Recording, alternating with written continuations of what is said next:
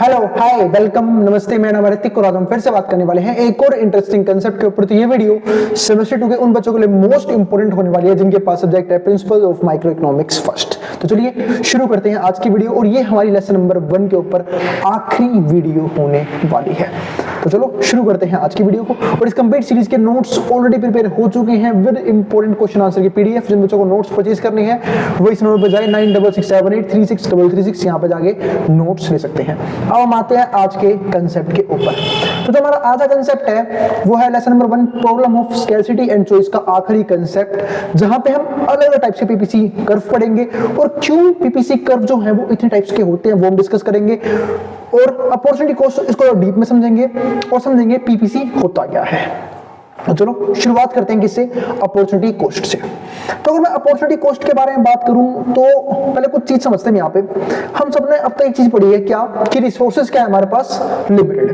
अब उस resources limited होने की वजह से कंज्यूमर चाहता है कि उस लिमिटेड रिसोर्सेज में वो अपने सेटिस्फैक्शन को मैक्सिमम कर सके। लेकिन यहाँ पे बात किसी करते हैं प्रोड्यूसर की, और प्रोड्यूसर क्या चाहता है कि वो अपने प्रॉफिट को मैक्सिमाइज करे। अब प्रॉफिट को मैक्सिमाइज करना है तो अपने रिसोर्सेज को एफिशिएंटली यूज करता है, मतलब यूज करना चाहता है, करने की कोशिश भी करता है, और उसी दिन क्या पढ़ते हैं, पीपीसी पढ़ते हैं। लेकिन सब जानते हैं कि अगर जैसे प्रोड्यूसर है उसके पास भी डिफरेंट चॉइसेस हैं, खासकर वर्ड टू प्रोड्यूसर केस में, यानी कि वो क्या प्रोडक्शन करे, तो वो हमेशा ऐसे गुड्स को प्रोड्यूस करना चाहता है जिसकी डिमांड ज्यादा हो, जिसपे कॉस्ट कम आए, जिसकी मतलब जिसके डिमांड ज्यादा हुई, कॉस्ट कम आई, साथ में प्रॉफिट भी अच्छा प्रोवाइड करे। तो ये सारी चीज वो क्या चाहता है, प्रोड्यूसर चाहता है। अब दिक्कत क्या है कि भाई वो सारी चीज पूरी कैसे करेगा, उसमें हम एक चीज रखते हैं, उसको हम क्या बोलते हैं, अपॉर्चुनिटी कॉस्ट। अब इस अपॉर्चुनिटी कॉस्ट का मतलब क्या है कि एक सिंपल सी बात है, रिसोर्सेज लिमिटेड होने की वजह से जब एक प्रोड्यूसर अपने बिजनेस को एक्सपेंड करने की कोशिश करता है, सपोज करो एक प्रोड्यूसर है ए, वो किसी गुड्स एक्स को प्रोड्यूस करता है। अब वो गुड्स एक्स को प्रोड्यूस ना करके वो चाहता है कि मैं कुछ प्रोडक्शन गुड वाई की भी कर लूं, क्योंकि उसे दिखता है कि गुड वाई में प्रॉफिट जो है उससे ज्यादा है। तो जब वो उसमें जाएगा तो उसे कहीं ना कहीं अपने गुड्स एक्स की प्रोडक्शन को कम करना पड़ेगा। क्यों? लिमिटेड रिसोर्सेज की वजह से, लिमिटेड पैसे की वजह से, लिमिटेड लैंड की वजह से, लिमिटेड लेबर की वजह से, यानी कि उसके पास हर एक रिसोर्स जो है वो लिमिटेड ही है, और उस लिमिटेड रिसोर्स में वो डिफरेंट इंडस्ट्रीज में घुसने की कोशिश करता है। तो या तो अपने रिसोर्सेज को एक्सपेंड कर ले, और जब रिसोर्सेज एक्सपेंड नहीं होंगे तो उसे कहीं ना कहीं से कट करना पड़ेगा, तब जाके दूसरी चीज कर पाएगा। वही बात एक कंज्यूमर के साथ भी होती है।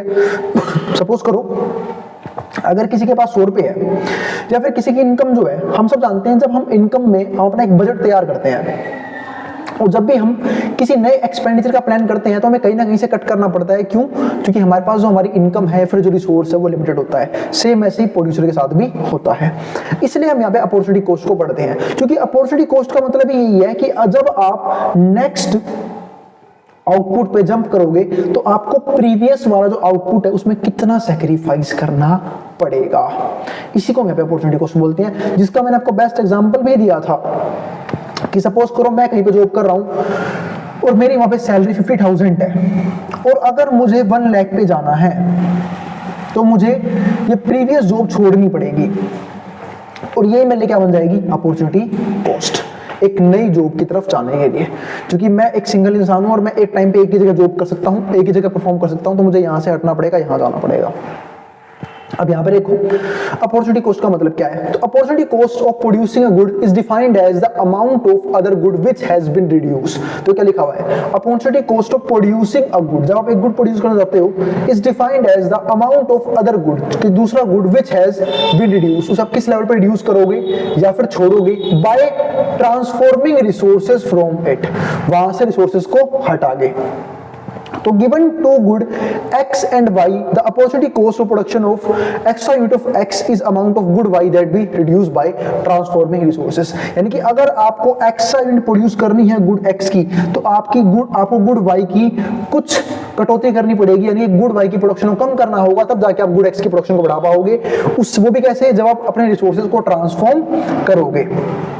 जैसे कि अगर मान लो मैं यहाँ पे एग्रीकल्चर का एग्जांपल दूं, किसी के पास अगर मान लो 100 एकड़ की जमीन है, अब वो इस 100 एकड़ की जमीन पे सिर्फ और सिर्फ गेहूं उगाता है, वीट उगाता है, और उसको दिख रहा है कि भाई मैं राइस भी उगा सकता हूँ क्योंकि राइस में अच्छा प्रॉफिट है, अच्छा पैसा मिल रहा है, तो मैं राइस उगा लेता हूँ, मेरे को तो बासमती राइस उगानी है। तो भाई अगर राइस उगाने जाएगा तो जमीन तो उसके पास लिमिटेड है ना, तो अभी के भी वो 100 एकड़ सिर्फ और सिर्फ वीट की प्रोडक्शन में यूज करता है, तो उसे 20 की प्रोडक्शन मान लो उसे अभी सिर्फ कुछ ही लेवल में वो एक तरह से एक्सपेरिमेंट कर रहा है, उसे मान लो 20 एकड़ यूज करने हैं कहाँ पे, चावल के लिए, तो कहीं ना कहीं इसकी प्रोडक्शन कम हो जाएगी, तो इसके लैंड कम हो जाएगी। तो बस यही सेम चीज है यहाँ पे कि अगर हम यहाँ पे गुड एक्स के प्रोडक्शन को इंक्रीज कर जाते हैं तो हमें गुड वाई में कटौती करनी पड़ेगी, वहां से रिसोर्सेज कम करने पड़ेंगे और गुड एक्स की तरफ रिसोर्सेज को इंक्रीज करना होगा। अब opportunity cost as the ratio of change in y to that of x. तो अपॉर्चुनिटी कॉस्ट का मतलब ये क्या होता है, कितना आप चेंज कर रहे हो y के अंदर, ठीक है, और कितना चेंज कर रहे हो x के अंदर, मतलब कितना इंक्रीज करोगे आप y को, कितना डिक्रीज करोगे x को। इसी को हम क्या बोलते हैं, delta y upon delta x। तो डेल्टा का मतलब भी क्या होता है, चेंज।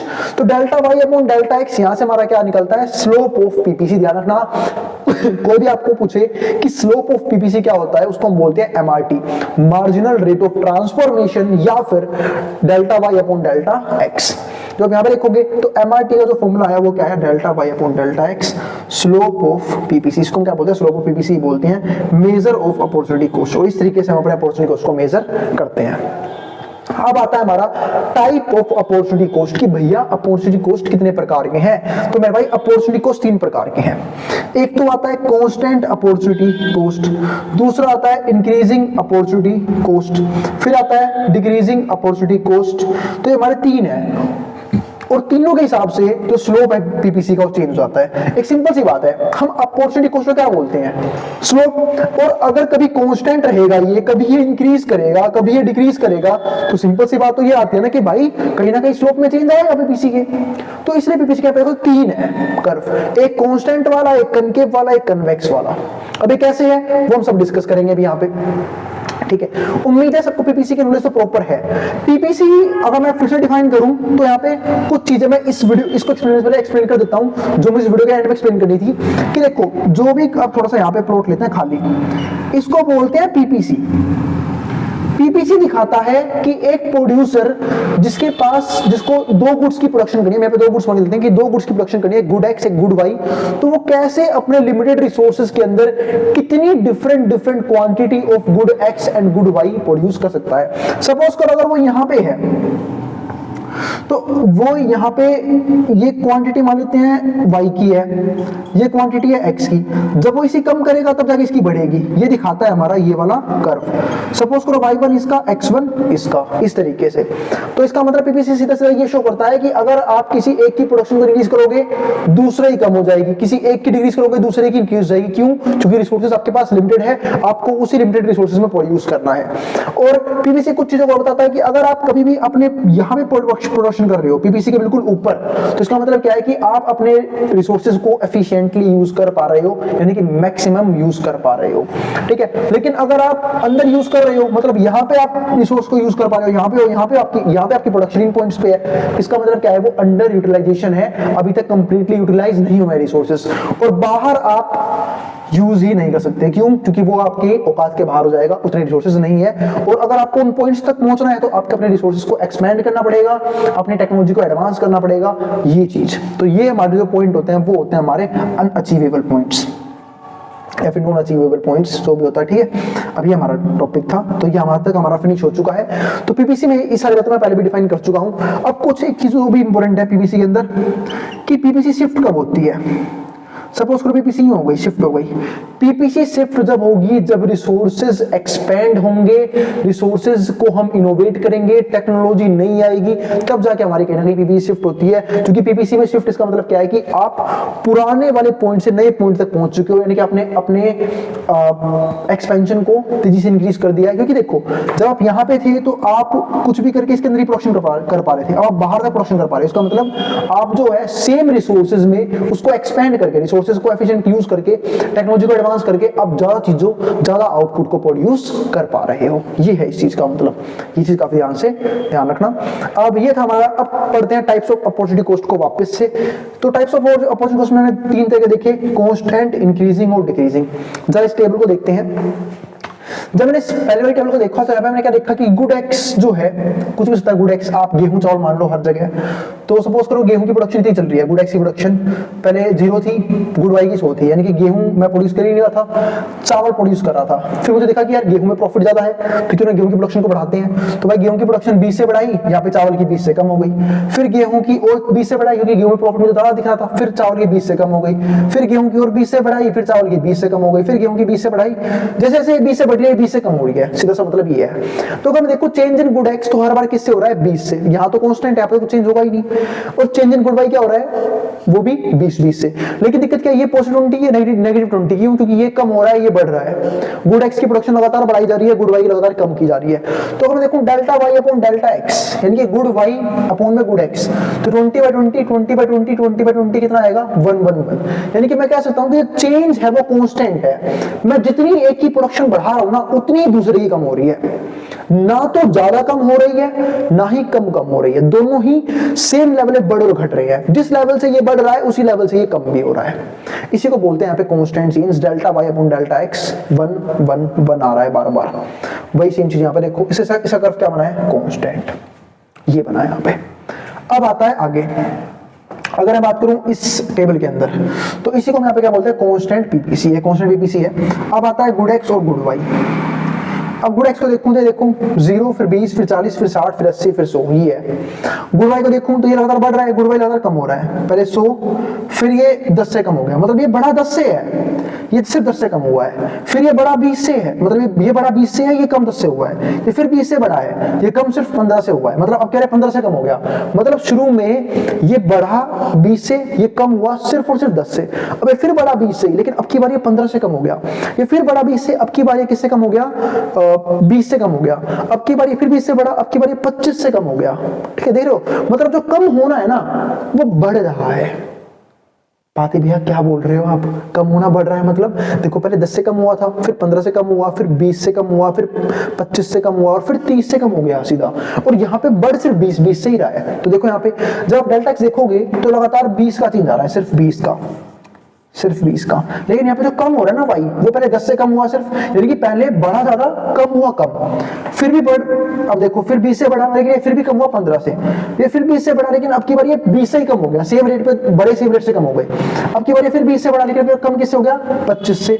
ये फिर किससे कम, ये फिर बढ़ा 20 से, लेकिन कम किससे हो गया, 30 से। अगर आप यहाँ पे देखोगे चेंज, तो 20/10, sorry 10/20, delta y upon delta x होता है स्लोप हमारा किसका, पीपीसी का। तो 10/20 आप सोल्व करोगे तो 10/20 0 0 कट गया, 1/2 का मतलब क्या होता है 0.5, तो 0.5 आ गया। 15/20 जब आप सोल्व करोगे तो 15/20 5 से कट जाएगा, 15 आएगा 3 पे, 20 आएगा 4 पे, 3/4 को जब आप सोल्व करोगे, डिवाइड करोगे, उम्मीद है लॉन्ग डिवीजन आप लोगों को आती है, बचपन में पढ़ा था, नहीं पढ़ा, मैं बता देता हूं थोड़ा सा। जब आप 3 को अंदर रखोगे, 4 को बाहर रखोगे, 0 लोगे, अब 0 फ्री में तो आएगा नहीं, पॉइंट लगेगा, तो पॉइंट लग गया।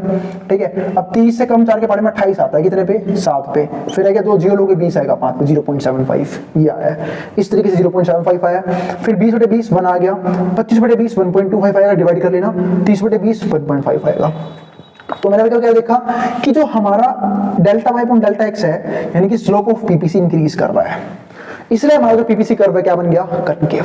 तो कोई आपसे पूछे कि पीपीसी कनकेव क्यों होता है, तो क्या बोलोगे, increasing MRT, increasing marginal rate of transformation, या फिर increasing slope delta y upon delta x. ध्यान से देख लेना अभी से। अब थोड़ा चलते हैं अगले ग्राफ की तरफ। यहां पर देखो जब गुड एक्स है तो क्या हो गया, 0 फिर 20 फिर 40 फिर 60 फिर 80 फिर 100, फिर लगातार 20 से बढ़ रहा है। जो ये वाला है ये पहले 100 था, अब की बार ये सिर्फ 20 से बढ़ा, कम हो गया 30 से, ये फिर बढ़ा 20 से, लेकिन अब क्या कम किससे हुआ, सिर्फ 25 से। मतलब अब इसका कम होना कम हो रहा है, पहले ज्यादा से कम हुआ, फिर 25 से कम हुआ, फिर सिर्फ 20 से कम हुआ, फिर सिर्फ 15 से कम हुआ, और फिर सिर्फ 10 से कम हुआ। तो की बार देखोगे तो ये बढ़ तो सेम रेट से रहा है, x 20 20 20 20 20, ये कम हो रहा है किससे, 30 से, फिर 25 से, फिर 20 से, फिर 15 से, फिर 10 से। तो अब की बार जब मैं डिवाइड करूंगा तो 30/10 कितना आएगा, तो 30/20 आएगा 1.5, फिर 25/20 1.25, 20/20 1, 15/20 0.75, 10/20 0.5, यानी कि यहाँ पे ये इंक्रीज करता है, यहाँ पे डिक्रीज कर रहा है। देखो पहले 1.5 आया स्लोप, फिर 1.25 आया, फिर 1 आया, फिर 0.75 आया, फिर 0.5 आया। सबको दिख रहा होगा कि आने वाली अगली वैल्यू पिछली वैल्यू से क्या है, कम है। तो इसको हम क्या बोलते हैं, कन्वेक्स होने का रीजन। यानी कि मैं कह सकता हूं कि जो पीपीसी कर्व है वो कन्वेक्स क्यों होता है, डिक्रीजिंग एमआरटी की वजह से, decreasing marginal rate of transformation की वजह से, या फिर डिक्रीजिंग स्लोप ऑफ पीपीसी की वजह से। Delta y upon delta x यहाँ पे डिक्रीज कर रहा था। तो ये कुछ रीजंस थे। उम्मीद है आपको हर टॉपिक क्लियर हो गया होगा। यहाँ पे होता है हमारा फर्स्ट चैप्टर पूरे तरीके से खत्म, यानी कि फर्स्ट चैप्टर हमारा पूरी फिनिश हो गया है। उम्मीद है आपको हर टॉपिक बिल्कुल डीप में समझ में आ गया है। फिर भी कोई भी डाउट रह गया हो, कोई भी दिक्कत रह गई हो, कमेंट बॉक्स में कमेंट कर देना। मैं क्वेरी को सोल्व करने के लिए बिल्कुल तैयार बैठा हूँ, आराम से सोल्व कर दूंगा, ठीक है। और अगर किसी टॉपिक में डाउट रह जाए, फिर किसी टॉपिक का वीडियो चाहिए, उसके लिए कमेंट बॉक्स में कमेंट कर देना। मिलेंगे अगली वीडियो में। और अगर वीडियो पसंद आई हो तो वीडियो को लाइक किए बिना मत जाना, और चैनल को सब्सक्राइब भी कर देना ऐसी वीडियोस के लिए, और उन बच्चों में शेयर भी कर देना जिन बच्चों का एग्जाम होने वाला हो सेम सब्जेक्ट का।